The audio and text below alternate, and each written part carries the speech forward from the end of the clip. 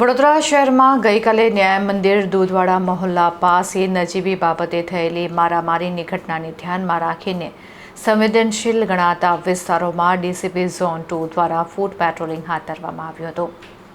હાલ વડોદરા શહેરમાં ધાર્મિક ગણેશ ઉત્સવની ઉજવણી ધામધૂમપૂર્વક ચાલી રહી છે। તેવા સમયે ગઈકાલે સંવેદનશીલ ગણાતા વિસ્તાર ન્યાય મંદિર પાછળ આવેલ દૂધવાડા મહોલ્લા પાસે કારનો હોર્ન વગાડવા બાબતે થયેલી તકરારમાં ભારે તંગદિલી ફેલાઈ ગઈ હતી। જો કે સમય સૂચકતા વાપરી પોલીસ તાત્કાલિક ઘટના સ્થળ ઉપર આવી પહોંચ્યા બાદ પરિસ્થિતિને કાબૂમાં લીધી હતી।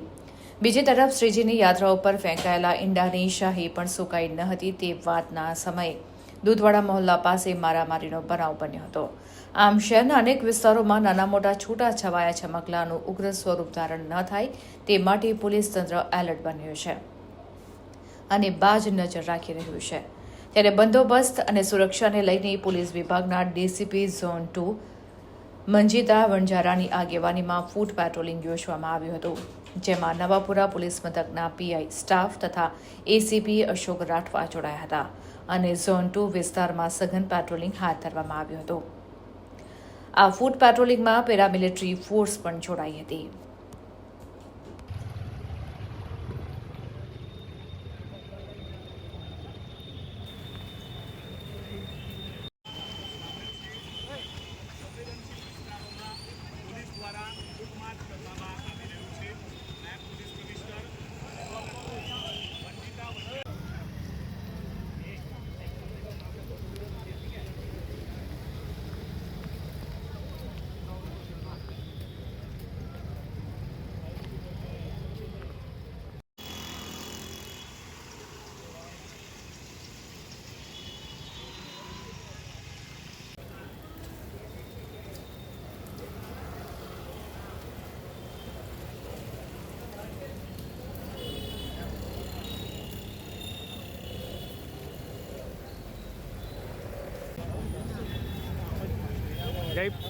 જય સ્પીડમાં વડોદરામાં હાલ ગણેશોત્સવ ચાલી રહ્યો છે અને ગણેશોત્સવ દરમિયાન બને શાંતિપૂર્ણ માહોલમાં ભાઈચારા થેન્ક યુ।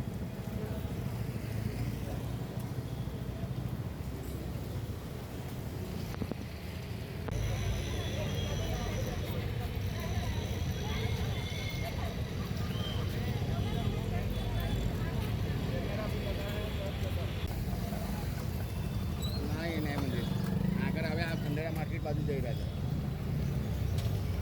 हाँ ना कोमी में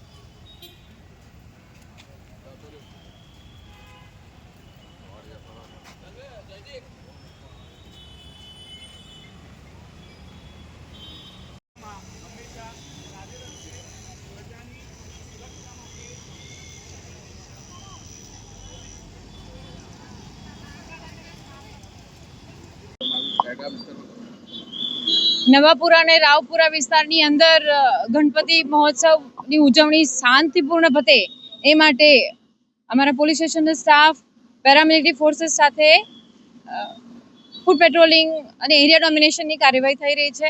આપના માધ્યમ દ્વારા હું કહેવા માંગુ છું કે વડોદરાની અંદર ગણપતિ મહોત્સવ ખૂબ શાંતિપૂર્ણ સુરક્ષિત રીતે પતે એ માટે આપણે કોઈ અફવાઓમાં ના ફસાઈએ, ટોળાશાહી ના કરીએ અને પોલીસ સાથે સાથ સહકારમાં રહીએ। અને અત્યારે હાલ એરિયા ડોમિનેશનનું કામ ચાલી રહ્યું છે અને પોલીસ તહેવારો સુરક્ષિત રીતે ઉજવાય એ માટે સુસજ્જ છે।